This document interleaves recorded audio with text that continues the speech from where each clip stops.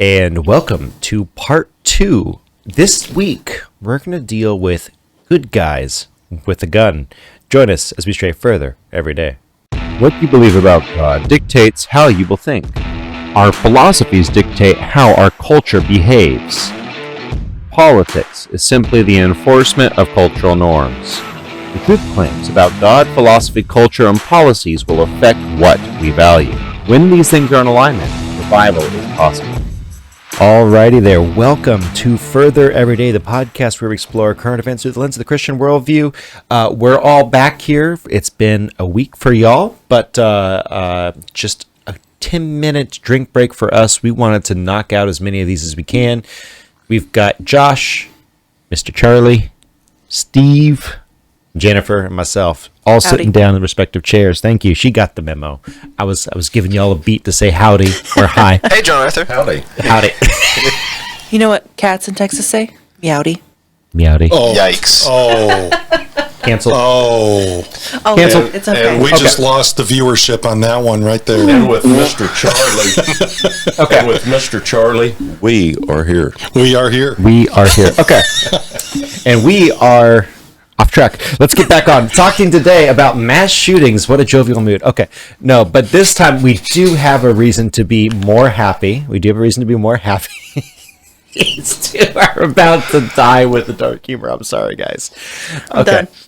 Okay. We are talking about mass shootings. Josh, oh my gosh. The air in this room. Okay, the thing is we're also about to try to launch some sketches today. So the air in this room, we were in a bit of a writer's room mode a moment ago. So I don't know what's going on, but anyway.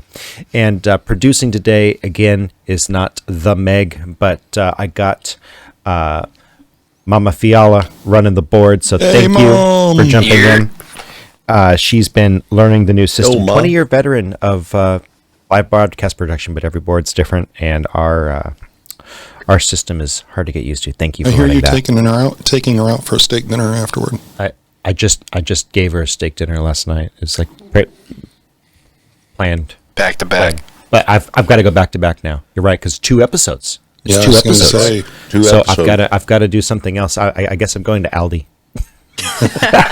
I'm sorry. McDonald's. No, Aldi. It will be steak. It will be steak. Those sirloins are okay, right? The McDonald's steak sandwich, right? So, anyway, oh my gosh, we're off. So, good guys with guns. Good guys with guns. Do they ever happen? You're going to hear in the media over and over again, there's no such thing as good guy with a gun. Well, again, like we talked about last week, 94% of these active shooter scenarios, and by the way, mass shooting, active shooter, everyone has a different definition. The FBI, the CDC, and all of your left-wing publications, they will all play with them. If there are 3 people involved, in some cases, including sometimes a shooter, or 4 people, I forget which one it is, if it's the 4 or the 5, they will lump the shooter in and call it a mass shooting. And John Arthur, I think it's really important to note for the listeners out there, you need to be very careful when you hear these kind of statistics being spouted off by politicians, because they will spin it. And by us. Don't trust us. Go Links do your in the own homework. description. Yeah, Links in the description. Don't Correct. believe me. Believe your own eyes. Don't believe anyone in this room. Right. Go verify. That's the one. That's the difference, by the way. That's the difference between us and them. We'll tell you, you know what? You don't believe us? Fine. Go look at it yourself. We are going to link in the description. You want to debate our stats? You want to debate? Fine. On the merits. Let's go. Debate it. Because I would like us to come to a conclusion. If you are willing to come to a reasonable conclusion, if you're willing to have your mind changed, had a discourse. I'm done answering the comments as far as angry comments. I had a discourse with someone in the comments a few sections back, and he said, "Well, you're a Christian. You're unwilling to change your mind." I said, "I did. I put Jesus on the chopping block. I'm willing to do that. You disprove the resurrection. I don't believe in Jesus anymore. You want to disprove that? Do it. And I will drop Jesus. Jesus is not worth believing in if he's not real. Amen. If it's a fairy tale, I want nothing to do with it. You should be the same. You should be the same, by the way. The guy totally ignored that and said that I wasn't willing to change my mind. Okay, that's fine. It was a one-way conversation. It was a one-way conversation. But see, that's why we have our comment section, so that go crazy in there. Discussion is possible. Go nuts. So today we're going to talk about 10 cases. 10 cases where a good guy with a gun intervened. 94% of these occur in gun-free zones. Link in the description for that data from Breitbart. However, you're going to see a lot of these. About half of them are off-duty EMS, firefighters, or police. Who's going to carry a gun in a gun-free zone?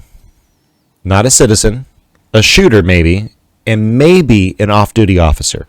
Okay? So people are going to say, well, he was just an officer. Who is going to be carrying a gun in a gun-free zone? Walk that back a little bit. The reason you have so few good guys with a gun is because you limit the population to just off-duty officers or officers who are across the street or in the vicinity. But they're not part of the 911 response in most of these cases. Geez, what's that in my eye? I don't know. So, I want to start off, before we get too far off the trail, with Josh. Too late. Josh, I know. This episode is toast. But moving over to Josh, start off with toast. Story number 11. We did 20 stories for today, dropping part 1 and part 2. Go ahead and start off with that San Diego story, please. Story 11 in continuation from our previous 10 stories. On March 5th, 2001 at 9:20 a.m., off-duty San Diego PD officer Bob Clarke was enrolling his teenage daughter in her new high school, Santana High. Upon hearing the commotion, Clarke ran into the high school where he found and apprehended CW, the active shooter who had murdered 2 of his fellow students and injured 13 more. Clarke was joined by 3 other officers on his way into the building, but once again, this is a matter of good guys on scene with guns who were not part of the 911 response. This was also on a school property.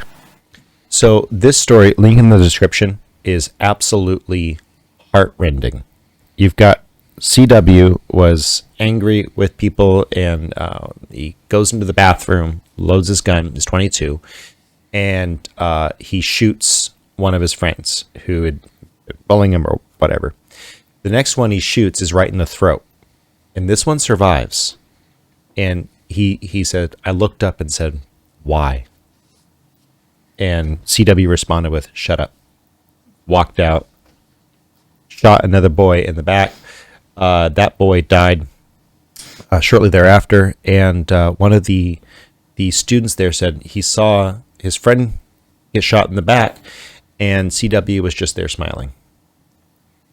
By the way, if this is the, I'm not sure if this one is still alive or not. I think he's still in prison. But a couple of these guys have come out later, and they've been released from prison, and they're out in the world telling their story, and they're talking about anti-bullying campaigns. Okay. There's room for forgiveness, but I don't know that there's room to allow someone like this to live another day. And I want to say that very cautiously, because these boys should be put down, and gals, there'll be gals in here too, should be put down immediately. You have a large swath of witnesses. They should get 30 days to make their right, make their spirit right with God, and that's it. You don't get to live 30 years after planning and calculating and cold-blooded murder. It shouldn't be the case. Next story. In the afternoon of January 16th, 2002, P.O., a 43-year-old male, entered the Appalachian School of Law in Gundy, Virginia. P.O. had just been suspended for poor academic performance, so he had come back to shoot Dean L Sutin, the one he blamed for his pain. Faculty member Thomas F. Blackwell was also present and therefore was also shot fatally. Former school employee and now student Angela Denis Dales, 33, was the last fatal victim. While 3 other students were shot, no one else died that day due to the quick action of other criminal law students, 2 of whom had been already serving in law enforcement. One of the 3, Michael Gross, ran out of the building during the firing to don his bulletproof vest and a service pistol before coming back to subdue PO. Okay. Just so that we're keeping account, so far out of the 20 that we've been covering, one, maybe in a gun permissible zone, maybe one. So far we're into, and this is a graduate studies law school. So you got guys, I don't know what those three gentlemen's degrees were. I know that two of them were already police officers, so they were assumably there for criminal law and an upgrade on that. They've both been serving as officers. The other one wasn't, but they weren't allowed to carry on campus. Just think about that. Angela Denis Dales, she had worked at that school for the better part of her life, of her adult life, and she finally had saved up enough. This is her story. She finally had saved up enough to start attending. For her, that was a major milestone, and her life was cut short on a different floor than when the first firings happened, if I understood the news story correctly. So imagine if these gentlemen had been carrying. Maybe Angela Denis Dales would be alive. You don't know. Yeah, and they had to run out to their vehicles to get their weapons. And you're going to see that's common refrain here. That we're going to see that multiple times. So when you take away someone's right, and like if they're someone like you or I, we may or may not do something like that, have something staged outside of the gun-free zone. But you're forcing that person, that good person, to off-body carry. And by the way, if you're a nerd with the stats, you know that off-body carry is one of the best ways to get yourself killed. Having to run all the way to the car, geez. So just put that in your mind. You know, at the NRA rally, I've said this before, but at the NRA rally, we were interviewing people, and one of them said, "Well, what would you have them do? Would you arm teachers?" I said, "No." Huh? He's thinking I'm going to go along typical talking points. I said, "But I wouldn't restrict a PE coach or a principal from being able to carry. If they want to carry, why not carry them? I wouldn't arm them. I'd let them arm themselves if they wanted to." Again, it's always about choice. It's always about choice. With them, it's always about taking away someone else's choice for their favored worldview, whereas the Christian is always interested in giving you the choice and the consequences that fall out from that choice. I'm just saying, that is the clearest delineation. It's always choice. And do you have choice, and do you have consequences? John Arthur, real quick, just to make sure that people understand, I think what is a key point, we're talking about a lot of gun-free zones, all of them being schools in these situations. I've worked at major corporations, and they post it proud and loud, "Do not enter." And I'll tell you what, for those of you that are working for your Fortune 100 companies, you're not in a safe place when you're walking in. If one person goes crazy in there, you're good luck. So I don't know how many of y'all read the Excel spreadsheet that I put out there in our little group. I went ahead and put out. Excuse me. I went out and put out an Excel spreadsheet from the 2000 to 2018 FBI DOJ stats on active shooter situations as the FBI lays them out. I believe it's 3 people involved.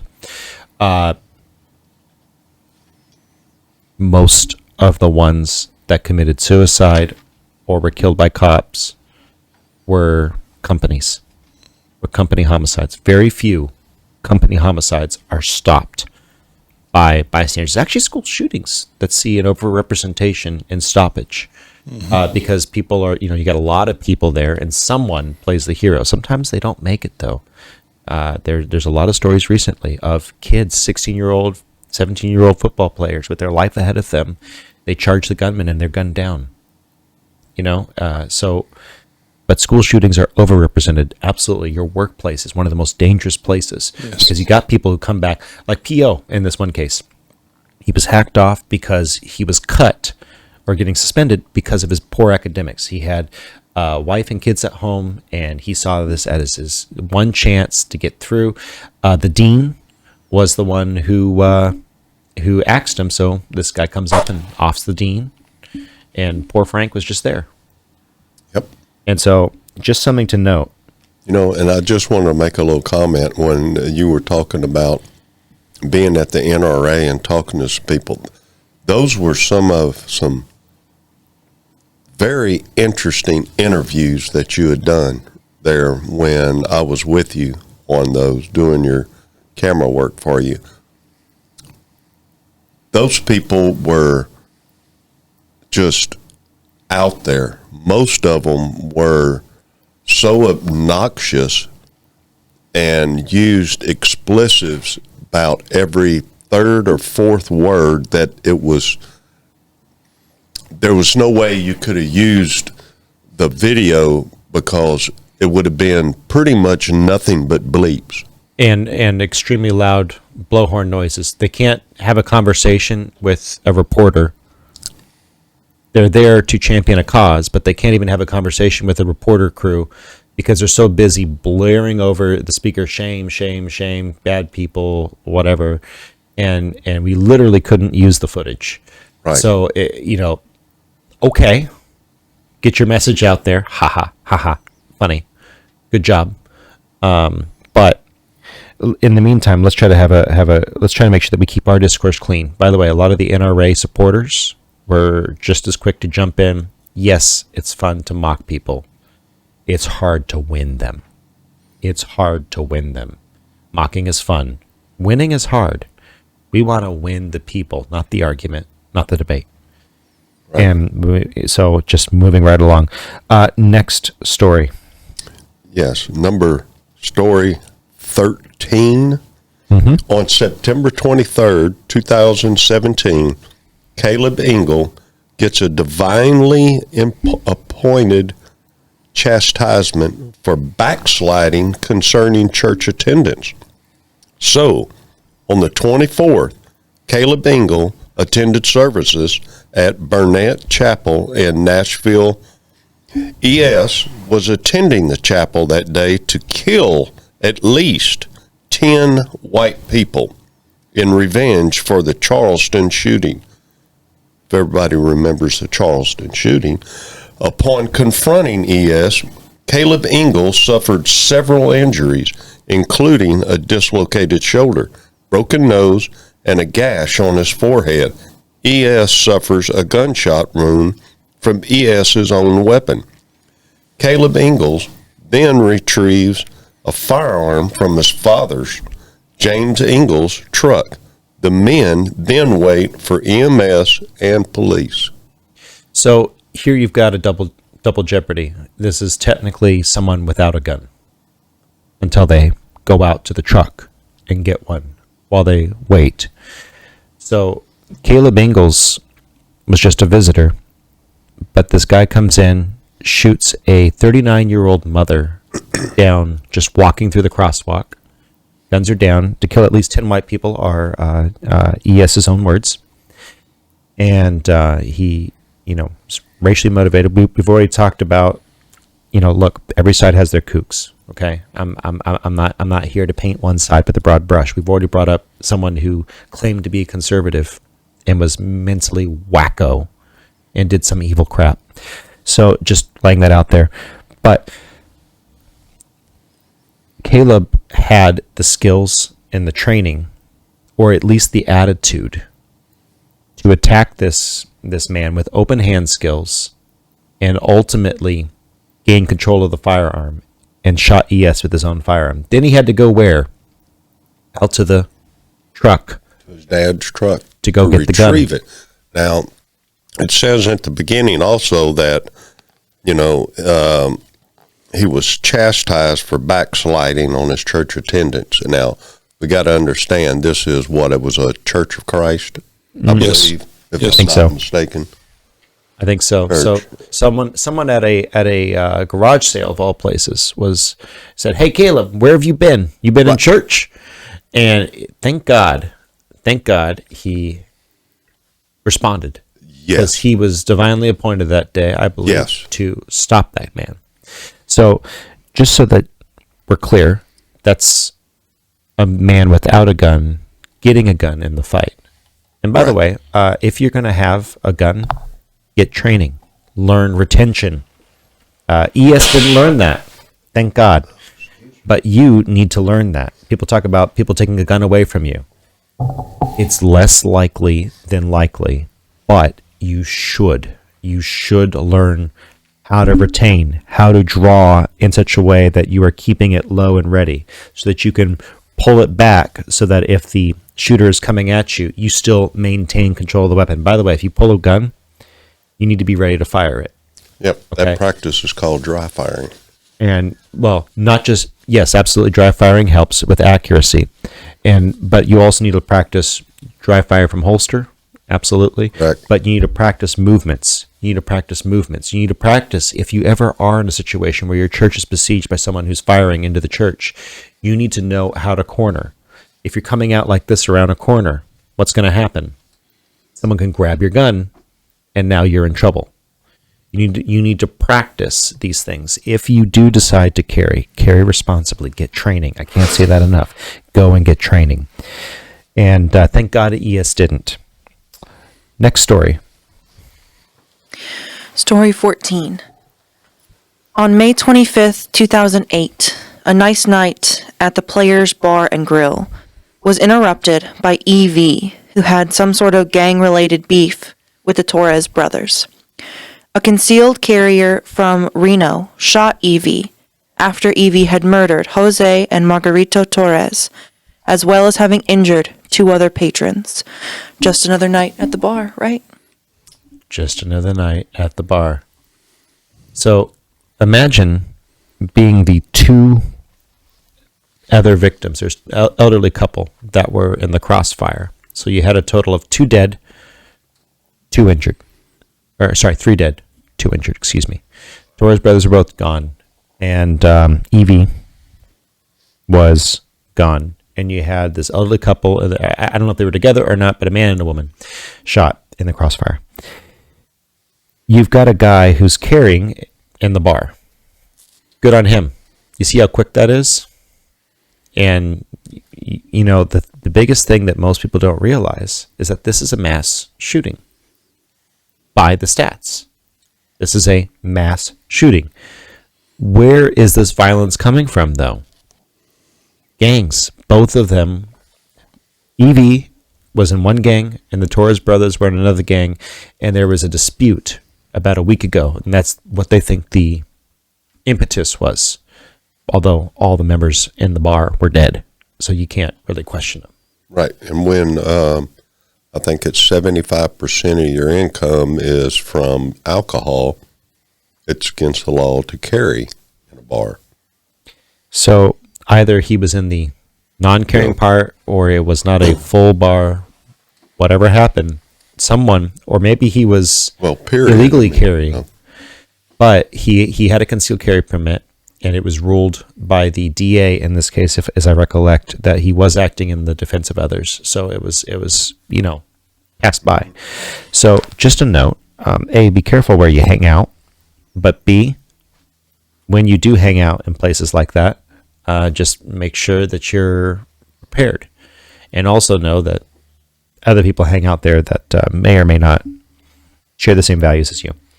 Yeah, bars can be fairly nasty. Absolutely. This is from personal experience. All right. Number 15. On November 17th,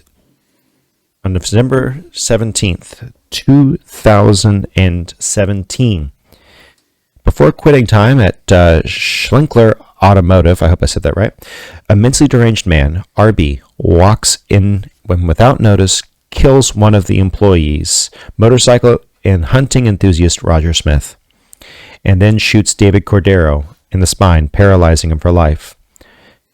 Don Smith and Nathan Taylor, both co-workers of Cordero and Smith, were legally concealed carriers and put 2 bullets into RB, who they held alive for the police. RB had never been in the shop and knew none of the men that he shot.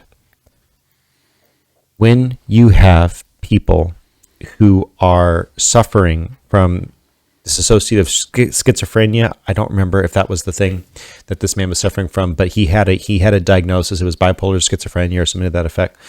And you allow them to walk around like that. There are potential consequences. I'm actually not for locking up bipolar schizophrenics. I'm not. But I'm really not for disarming people who didn't do anything wrong either. And so what you have here is a guy who had intended to shoot up a public place, put down quickly with only one life lost, and unfortunately one maimed. Is it acceptable? No. But do you have control over that? Quite obviously not, because most of these are gun-free zones. This shop was not. Josh, got the next one? Story 16. One peaceful evening at Louis' Lakeside Eatery was interrupted for Juan Carlos Nazario and Brian Whittle, who had to retrieve their firearms from their trucks of their cars to defend themselves from AT. AT entered the eatery from the front door wearing eye and ear protection and no other noted motivation. Nazario and Whittle fired on AT, killing him, saving an unknown amount of lives, but forever leaving AT's motivations a mystery. Only 4 people were injured, one of which was a broken arm from finding cover. So here you have a situation where you can almost assume that there was a 30-06 or 30-07 or some equivalent sign, i.e. do not carry in here. Do not carry open, do not carry concealed. I'm just going to make that assumption. I might be wrong. I'm not saying that it's gospel. If someone wants to fact check me, good on you. Do it in the comment section below. I welcome it. But you've got 2 guys who have guns in their cars that they have to go run out and get and come in and respond to. Someone who apparently came in with eye pro and ear pro. This guy thought about it. This guy was ready to go. And for whatever his reason, his intent was to kill an indiscriminate amount of people, as far as we can tell. These 2 men came out, put him in the ground. I think that's the best possible scenario. And again, it comes down to, do we allow people freedom or do we not? And some people say, well, this is not a good testament to... someone responded and tweeted against the Indiana mall shooter intervention. The Mall of the Americas, a guy came in, shot the bad guy, and this one politician tweets, well, it's not a shining light on the Second Amendment that this man had already shot 3 other people, and then some kid was violating the gun-free zone with his concealed carry permit and shot him. Yeah. How dare he? Yeah. So the response to that lady is, oh, so you wanted more people to die because you're not allowing the Second Amendment to work. The Second Amendment works when those men are carrying at their table. The Second Amendment works when that guy is walking in the Mall of the Americas with his legally owned, possessed, carried firearm and is able to put down the guy from 40 yards away, by the way, which is nuts. And not only that, and I didn't mean to interrupt John Arthur, but not only that, here's a guy who's legally carrying, and he's not bothering. He hasn't done anything to anybody. He's just walking around doing his own thing and has done nothing to anybody except the guy that started shooting other people who came in with the intention to do exactly that. And our Second Amendment carrier and his girlfriend, a nurse, both cared for and treated the gunshot wounds afterward. So correct. I'm just saying, compare that, just that one politician coming out, and she's not the only one. These people who come out and say that, oh my gosh, it's terrible that the Mall of the America shooter was stopped by a Second Amendment carrying, concealed carrier. Okay. We know who not to vote for. We know the problem. We get it. Thank you. Noted. Moving on to the next story. Mr. Charlie, can you get that from me, sir? One evening in a Kroger in Kentucky, GB carried out a racially motivated shooting of a black man and black woman. Both died. The carnage ended when two legally armed citizens engaged GB, and GB fled the scene, only to later be captured by police. GB had a history of domestic violence and mental health history. So this one's an interesting one. And again, it's not a pretty one, but you've got a angry racist, your standard bill of fare, angry at black people, this or that. He executed them both in the back of the head, walked up behind and did that. Just vile. Aren't you glad that this didn't turn to a Buffalo, New York shooting? Aren't you glad that there was a white and a black person carrying responsibly, and the guy said some bunch of racially motivated crap about whites don't shoot me sort of thing, and they were in a Mexican standoff and the guy walked out, cops got him a couple blocks away. But aren't you glad that there were two people there who were legally carrying, who stopped GB? It could have been another Buffalo, New York shooting where they killed 10 people. This is how you stop evil. You empower good people, and then you punish evil. This guy doesn't get to live another day. Why are some of these school shooters out and about, and they're getting to live their lives after they took away someone else's? And some of them, like that one that we talked about, last episode, he killed his girlfriend's 3-year-old toddler, and they declined to prosecute. Yeah. So why?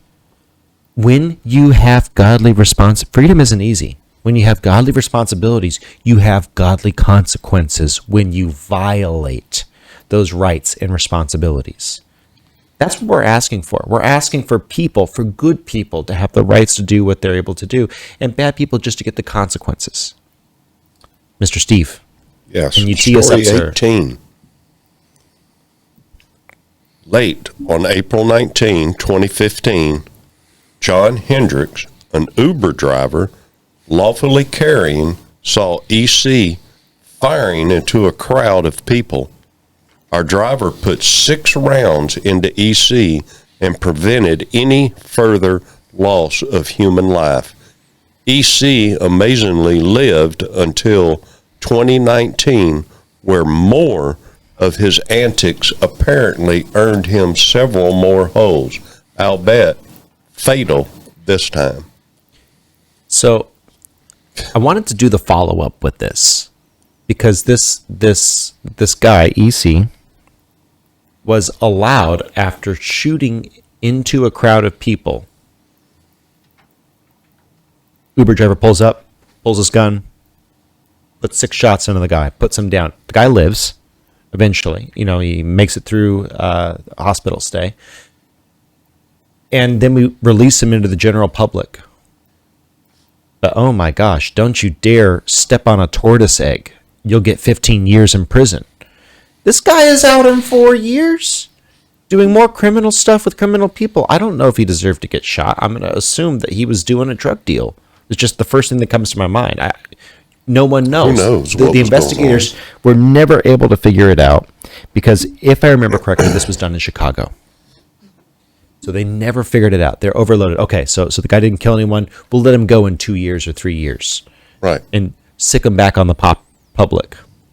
You want to know what the problem is?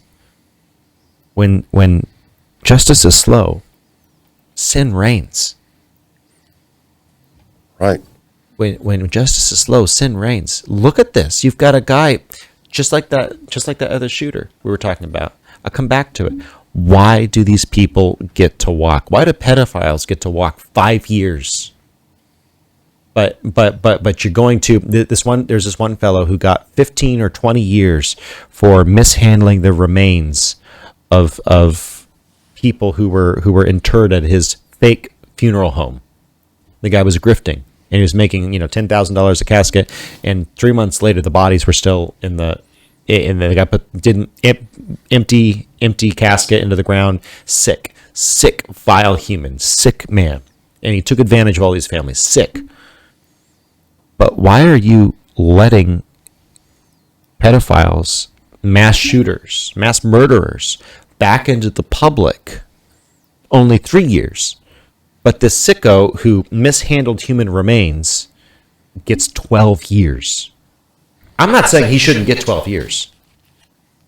I'm not saying that. I'm saying, why do mass shooters get let back out into the public? If you're going to hold the standard, hold the standard. And before you say wrongful death or wrongful incarceration or wrongful death row prisoners, mass shooters are pretty easy to ID. I'm sorry. Yeah. Especially when they're shot on the scene. You know, I'm super glad that this Uber driver was carrying, because majority of them don't. Oh, by the way, But Uber's policy is not gun friendly. exactly. So this guy was carrying, and I trust lawfully for his state. I want to read actually the Uber policy. The Uber prohibits riders and their guests, as well as driver and delivery partners, from carrying firearms of any kind while using the app to the extent permitted by applicable law. But catch this. Please note that the only situation where we would allow a firearm while using the app is if you are transporting your firearm in accordance with Transportation Security Administration rules for transporting firearms and ammunition. That means your firearm must be unloaded and locked in a hard-sided container in the trunk of the vehicle. So this guy was, quote-unquote, violating the policy of Uber. Thankfully so. Thankfully. He was driving. I got one bad thing to say about him, though, is that guy needs to be a better shot. That's all. So- Should have gone to the range more often, because with Shot 6 placement, rounds, folks. Shot placement. One of my cousins, who is dating a LA, it's either LA or San Diego PD, daughter. He was telling me the other day about they put 9 or 12 .45 caliber rounds into the guy who still kept coming. right. So, by the way, when they say, why don't you just wing him? He's carrying a knife. 21-foot rule. Look up the 21-foot rule. Someone's running at you with a knife. It doesn't matter if you pump them full of 10 rounds. They can still get a successful stab. Yep. And knives are just as much or more so dangerous than bullets because of the entrance pattern, because of blood grooves. If you have a knife that has a groove in it, think about it for a moment. What's that supposed to do? Hydraulically vent. Knives are very dangerous. So Very. this one, if you want to talk about the caliber debate, whatever caliber it is, does it get you this right here in the T-bar? Or can you get it in the A box? Okay. That's my question. It doesn't matter if it's 22, 380, or 45. Okay. By the way, I use 9. Okay. I'm just saying 9 millimeters is a nice round. It's fine. It's good enough. But whatever you use, shot placement, huge. Okay. We're in Texas, we're all about gun control. Control where your shots are going. Control your gun well. And it's the same way when you go hunting. It's all about shot placement. Make sure your shot placement is good. Moving on to Jennifer. Yes, story 19. A more recent story of a good gal with a gun. She was at a graduation party about to turn lethal on May 25th, 2022, and the results were perfect this time. After 10 p.m., DB produced an AR-15 and opened fire, but our good gal drew on DB and neutralized the threat, who was dead on arrival when the police arrived. We could find no motive published as of writing this. Good for her. So you've got a guy who thinks he has a soft target. He's angry for whatever his reasons. He wants to fire indiscriminately into a graduation party. Huh. But this one's not on school property. Huh. Someone's able to produce a firearm, I assume, from her purse.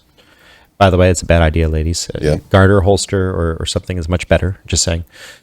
Something on body, but she's able to produce a firearm and neutralizes the guy. That's what we're talking about. That should be the first response. And again, we'll probably cover some other church shootings later. There's a lot of them where you have good guys with guns in the congregation. But you want to have people who are trained, knowledgeable, and prepared. If we don't have any other thoughts before we move on to the next one, I want to move on to probably one of the bloodiest shootings in Texas. You have one? No. Okay, very good. One of the bloodiest shootings in Texas. Josh is going to the bathroom, for those of you who saw that. So, at 11:30 a.m. on November 5th, 2017, Stephen Williford had been taking a nap. He had a rough week ahead of him, and he had skipped church that day. However, his daughter woke him up, asking him if he had heard gunfire. Williford grabbed his AR-15 and ran out the door without his shoes when his daughter said, "Just canvass the block. There's a guy in black tactical gear outside the Baptist church." Almost as if in a Western, Williford called out to the shooter, "Hey."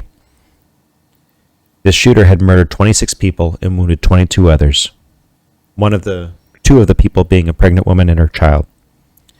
At this moment, the shooter turned and left the building. Someone in the congregation said it was as if an angel was calling a demon out of hell, the hell that we were living in. Williford confronted and shot the shooter, who was wearing a bulletproof vest. The shooter then fled in a car, only later to commit suicide rather than bleed out or be taken by the cops. There you have the stereotypical. This is what you want to see more of, is when you're in a gun-free zone, someone comes in, you want that savior. The other 22, this guy was going through the church and killing them. His objective, and he had writings to this effect, his objective was go to another church and do the same thing. Williford saved untold lives. And yes, you're not supposed to say, "Hey, come out here," when someone is shooting. You're not supposed to give away your position. But someone in the church said it was like an angel was calling the devil out of the church, because the guy turned around and walked out. Williford put 2 bullets in center mass on this guy, and he was confused. It's like, did I miss him? No, the guy was wearing a flak jacket. By the way, shot placement. Okay, in the words of Thanos, should have gone for the head. Shot placement, huge. But the guy ran off. Williford got him once in the thigh, and he was running over to a car. He saw a guy driving along. Said, "Man just shot up a church. I need a ride." He said, "Next thing I heard was the door unlocking." So this random stranger picked up Williford. They chased after the guy, who ran off the road, and Williford sat there for about an hour waiting for the cops. Cops roll up behind. No response out of the car. They finally walk up and they find the shooter dead. All of that to say, this guy came out, and this is their worst nightmare, because he's the left's worst nightmare, because he's an NRA instructor. He's an NRA instructor, and he knew what he was doing, and he built his firearm from scratch. And this guy is a big teddy bear. He looks like Santa Claus. Look him up, Stephen Williford, hero. But what they would have is this man allowed to run amok. And by the way, the Army or Air Force, whoever it was, had to pay $230 million, I believe is the number, to the residents of Sutherland Springs, because this man had multiple strikes. You want to talk about red flag laws? This guy was a vet who was so screwed up. He was messed up in the head, and he was not approved. He should not have been able to buy a firearm. And so what you find is, with the National Instant Background Check System, NICS, or whatever it's called, it's NICS. NICS, yes. I don't remember what it's anyway. That system is so faulty. It's so flawed. I've gotten pauses on it having zero history. A lot of people get delayed. Do you want to delay that woman that we talked about last week, who her husband gets mad at her because she's leaving him? Do you want to delay her for 3 days getting a firearm? It was too late. If she tried to go in and get a firearm off the National Instant Background Check System and he goes, "I'm going to kill you," if he had said that and she'd gone out that night to Academy to try to buy a 38 special, you would deny her of that gun? And then you allow this creep who shot up Sutherland Springs Church, almost 50 people, 48 people. Yep. You'll allow him to slip through. That's the problem, because it's a man-made solution to a God-ordained and given response, where we're taking that God-ordained, God-given response and we're substituting it with something that man has created. A political problem. That has been Create a political problem out of it. One of the things that's very troubling right now in our society, you listen to the rhetoric of our politicians, and it is increasingly pointing at violence more and more. And by the way, it's on both sides.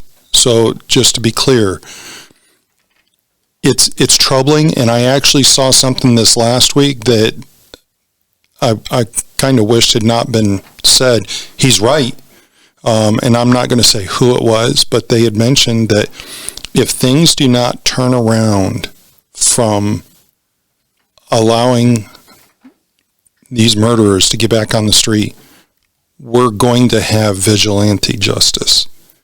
And that is what's coming. And by the way, do you want to make it racist? Stir this into the pot. No. We can't prosecute them because they're illegal. Mm-hmm. We have to prosecute them on a curve because of systemic racism. We can't give this person the death penalty because they're black. How about if they do something evil, if they're red, white, black, or purple, we go ahead and carry out sentence without regard for what they look like. Amen. How about that? or if they're one of the so-called groups that need certain protections under the law, the squeaky wheel people. Yep. You know what I'm saying? And that should never be an excuse or a card. I want to go to the scriptures, wrapping up here, because we are wrapping up on our time. I do want to go to the scriptures, and I want to start off. We said last week that we're going to start up with Luke 22:38 through 39. Mr. Charlie, can you get that for us, sir? Yep. And you said to 39? Yep. Okay. Go wide. Just go wide, Miss Producer. There you go. Look, Lord, they replied, we have 2 swords among us. That's enough, he said. Then, accompanied by the disciples, Jesus left the upstairs room and went as usual to the Mount of Olives. So I think that's interesting. There were 11 present, plus Jesus. I think some people will take this to mean one of 2 things, and neither of which are accurate. Some people will say, well, you only needed 2. You didn't need more, so you don't really need that many guns. And then there are other people who take the opposite extreme, say sell everything you have and buy guns, and every Christian needs to be fully armed to the teeth. No, I think this says something about the body. You have eyes, you have brains, you have hands, you have feet. And yes, in the body of Christ, there's always a liver and a colon. But someone has to deal with everyone else's crap. But all jokes aside, you have some people in the congregation who are supposed to be protecting everyone else as a deterrent. And so I would say don't read too much into that, right? But just read it plainly. That's enough. There's always those who are the sheepdogs. Indeed. Matthew 38 or 5:38 through 39, please, Mr. Johnson. Ye have heard that it hath been said, an eye for an eye, and a tooth for a tooth. But I say unto you, that ye resist not evil, but whosoever shall smite thee on thy right cheek, turn to him the other also. So, again, one of the most misquoted passages in the Bible, I think. Gosh, yes. But we're talking about offenses here. We're talking when someone we're not talking about a all-out slug, right? We're talking about someone slapping you. And that was typically a challenge to your authority or to your manhood, or I'm just telling you that's what it was back in the day. Mm-hmm. So when someone does that, you've got to be willing to, okay, act in grace. That, how nice of you to say, I'm not picking it up. I'm not picking up the gauntlet. I'm not fighting you. That's not talking about allowing them to rape and murder your wife and children at 3 a.m. As some people will take that and say, well, turn the other cheek. You've got to abstain from your God-given responsibilities as a parent and allow the stuff to happen to your household. That's not what that's what we call an eisegesis. Yeah, and I think that, to your point about this is not a full-on slug, getting sucker punched is no joke. And if they get you unconscious, it doesn't matter if they don't have weapons. They can do whatever they want to you, and you have no recourse to defend yourself if you let them get that far just because, they weren't armed or something like that. Fists can be deadly weapons. My dad has a story to that point. When he was in high school or middle school, I don't know which, they started hitting him, and he thought they were just playing around, but there were a bunch of bullies, and they all ganged up on him, and they beat him until he was unconscious, and he was laying face first in a puddle of mud. Very, very real chance that you don't get up from that if someone doesn't come and roll you over. Okay, so you have a life. It's been given to you. You were bought with a cost. You're here to be here. Make sure that if you were going to die, it is for a godly purpose and not some terrible person's whim.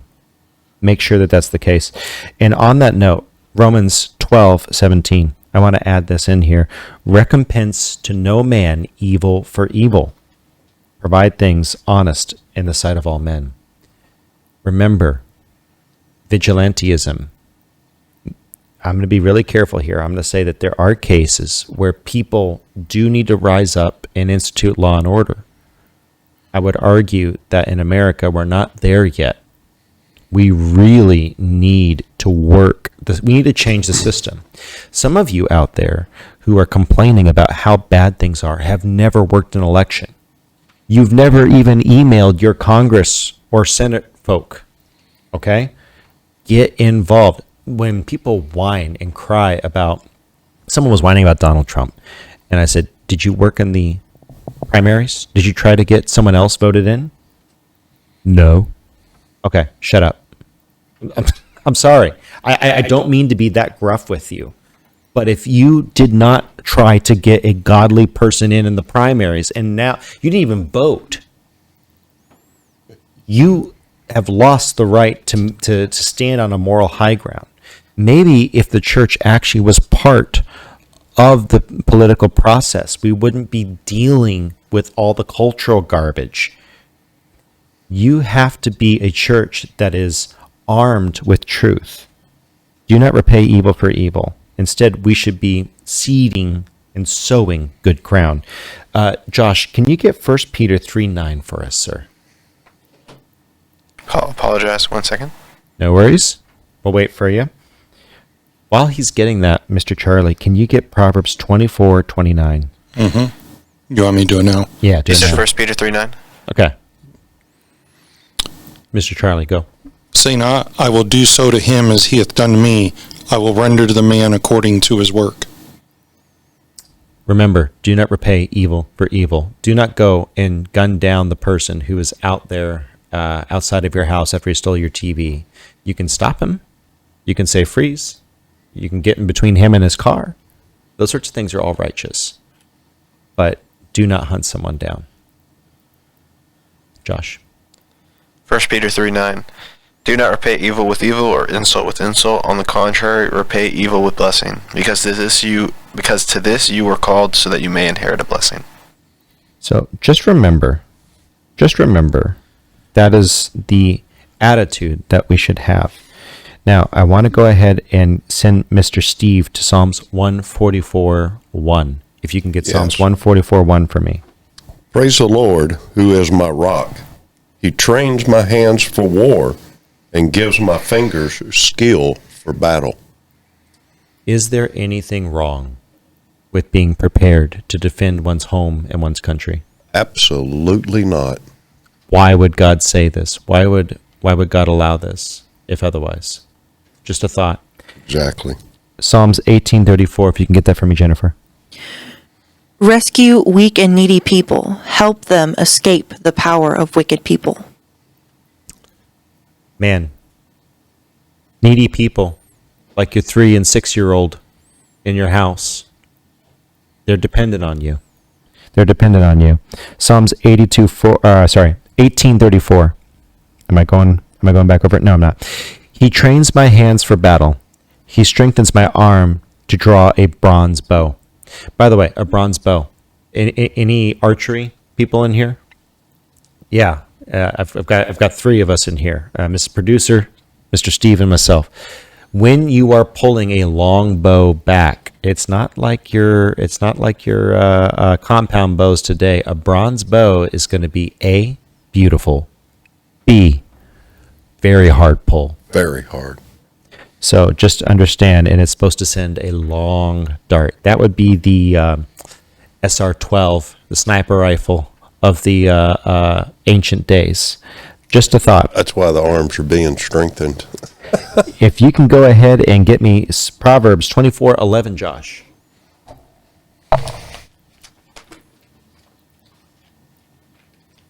Apologies.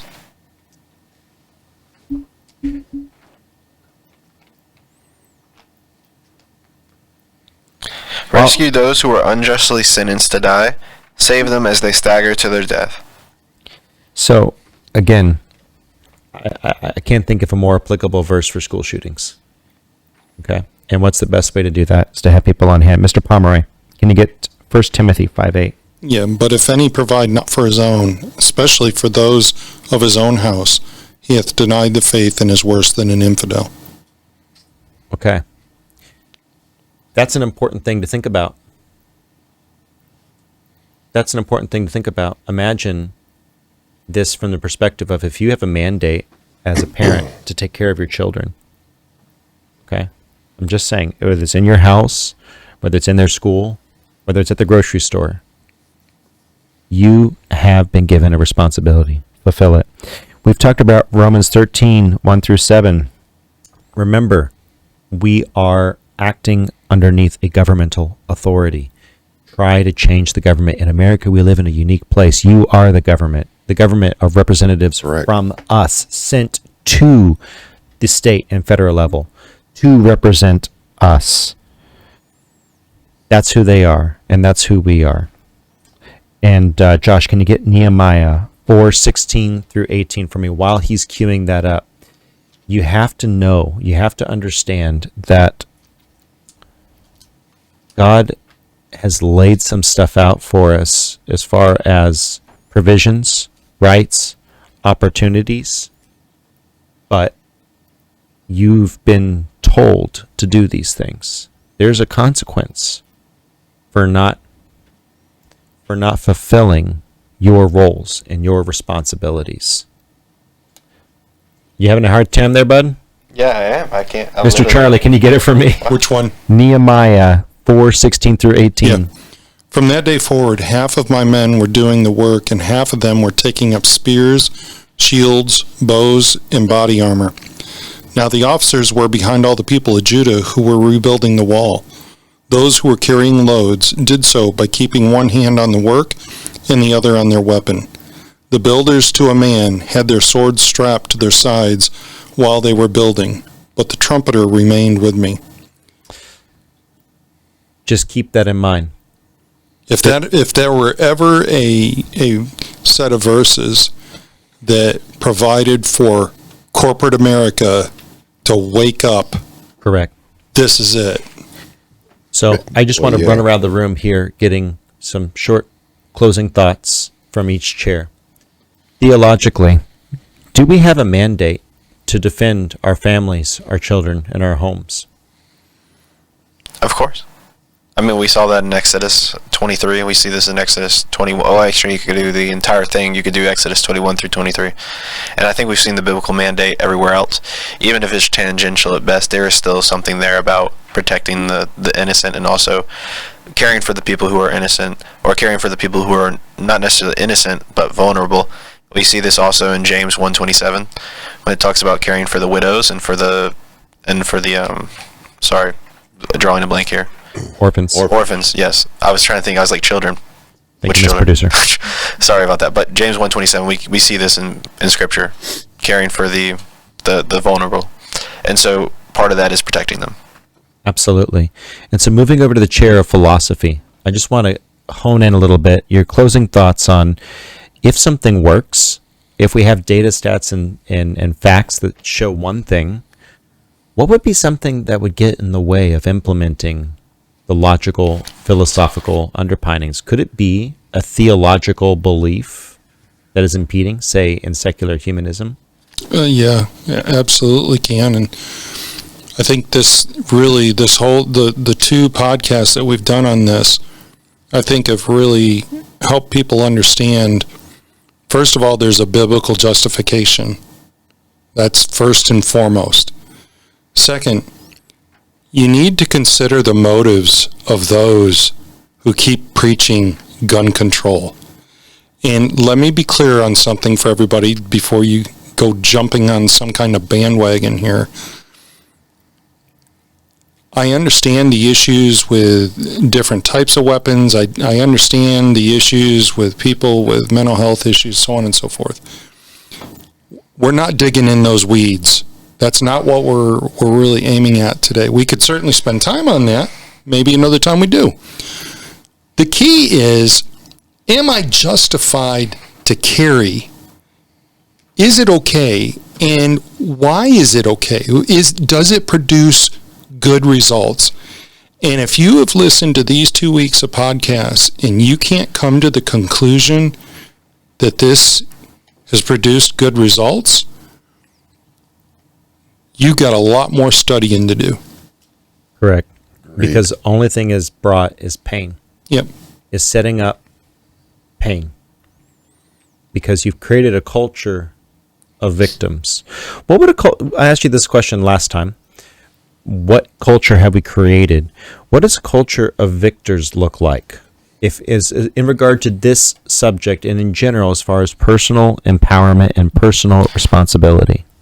A culture of victors looks like where people are allowed to take care of their own protection, not having to rely on others for themselves protection, their family protection, not having to wait on others to show up after the incident has occurred and already happened. They can take care of the situation while it's happening or before it happens. Like one of the incidences we talked about the just a few seconds party ago of the Baptist, where in the Baptist church where 46 people were shot, 26 of them murdered. I mean, you think about it. If someone in that church had been carrying, there might have been none of them that would have, or maybe just only one. It was 48 killed, and that graduation party, no one died because the lady was quick and she was ready to go. Correct. Praise that lady. I mean that is excellent for her. So that's what a culture of victors looks Correct. like. Moving over to the chair of politics, people talk about politics as though it's this icky gooey ball, and maybe it is. Okay, maybe it is. But the problem is, it's like I had a conversation with one of our friends, a friend of the show. He was saying, I don't get into politics because it's too icky. Well, I said, politics is a lot like public sanitation. If someone doesn't take care of it, we'll all be swimming in it. That's a great point. And so just thoughts on the political realm and the importance of elections, the importance of emailing your senators and congressfolk. Well, one might ask the question, has it always been a icky ball that nobody wants to get involved with? And if if it hasn't, which I would argue that at some points it hasn't, there are ways to set up a political system that are not horrible. So the question then becomes, well, how did we get where we are? How are we in this position where it is just it's a whole task to get involved in politics? We have gotten into this position because we have been lazy with our politics. We have not stood up when something small happened, and we let it slide, and we let it slide, and we let them get away with this, and we let them get away with that, and then it snowballs, and it becomes this huge monster. I like a lot of what Jordan Peterson says, some of it not so much, but one point that I really like, and I like the way that he articulates it, is that you have to make a choice about slaying dragons. He uses this analogy. Are you going to go out and slay this dragon, which is scary, you don't want to do it, but if you don't, it's going to get bigger. It's going to come and fight you. If you don't go out to it, it's going to come to you. And that's kind of where I think we're at with politics. I don't want to get involved in politics, but if I let it keep going, they're going to come and start invading my life, which is what I think that we're seeing today. Absolutely. I couldn't agree more. And frankly, I really debated getting involved in radio when someone offered me the original chance to get into that. And I really debated doing this because I would like to do I'd like to write children's films, shows, books. I would like to do that. And it has come to it came to my attention that, oh, you may not be able to do that. You might get blacklisted. People will not like that because you've been political before. But A, did God call you to be loved by all men? No. B, am I going to have that opportunity in the future if I don't step up now? Because they're taking everything. They're going to take everything that you allow them to take. So why don't you stand up and fight now when it's bloodless? Why aren't you fighting right now when you can do it without shedding blood? It is the most merciful, it is the most loving thing to say, these are the things that wars are fought over. Let's deal with this now in a way that is peaceful, loving, kind, and through our governmental system, as opposed to me having to take to the streets in 10 years when God only knows what else is in place, including my right to worship God, my right to raise my own kids, because they want to take away your kids. They do. They want to, if your kid, they'll tell you must put your kid in public school. We will teach that kid that they are not the gender that they think they are. Oh, you don't want to chop off parts of your child's body, irreversibly damaging them. You're a child abuser. We're going to take away your kids, and while we're at it, we're going to put you in prison. That is not a slippery slope argument. That is where we are. That is where we are. It's not a slippery slope. That's where they want to go. That's what they want to do to us. That's what they want to do to you. So when you are faced with an issue like gun violence, do not fall for the emotional blackmail. Do not fall for it. You can just as easily, it's a non sequitur. You want AR-15s? You want kids to die. You don't want AR-15s in school. You don't want to arm teachers. You want kids to die. You can flip that on its head. Mm-hmm. So instead of flipping it on its head, why don't you say, well, what do you mean by that? What makes an AR-15 different? Why would you? There are good stories of good guys with a gun. And by the way, we're going to try. Like, comment, share, subscribe, all that good stuff, because it does help us. It gives us encouragement. We're hoping to try to start to create more and more stories of good guys with and without guns and publish them on a regular basis, because people need a morphine drip of this. People need a morphine drip of just drip, good guy with a gun, good guy with a gun, good guy with a gun. You need to hear that. You need to know when it happens. Just this year alone, in January and February of 2022, if I remember, I'll put the link in the description below. I think it's the Crime Research Center, whatever it is. They have 20 some odd, 30 some odd good guy with gun stories. So for every mass shooting, there is a legally carrying individual who saves lives, and actually a lot more. It's between 500,000 and 3 million every year use a firearm defensively, with only 30,000 or less using it for homicide. So you shall know the truth, and the truth shall set you free. Thank you so much for listening. If you enjoy this podcast, you know what to do with that like button, that share button. Sharing is caring. The YouTube loves the share now. That actually helps with the algorithm. Go ahead and share this to someone, or just share it to yourself and bump the algorithm a little bit. I'm kidding, YouTube. I'm kidding. Go ahead and do that. With that said, if you didn't like this podcast, slap that downvote multiple of 2 as many times as you like. We love you all. Thank you so much. Bye-bye. Bye. See you guys. All right. If you're still here, you're either asleep, YouTube is on autoplay, or you did enjoy the show. If you did enjoy the show, again, put down in the comment section, which gun law do you think is the most egregious? Which gun law? So there's NICS, there's bans based on the type of weapon, there are laws based on red flag laws, so someone can call you. You know, we talked about this when we talked about the racist history of gun control. There's laws about you can carry it in your car, but you have to carry it unloaded and disabled. What's the most egregious law that you can think of? And you can say the same one if you want.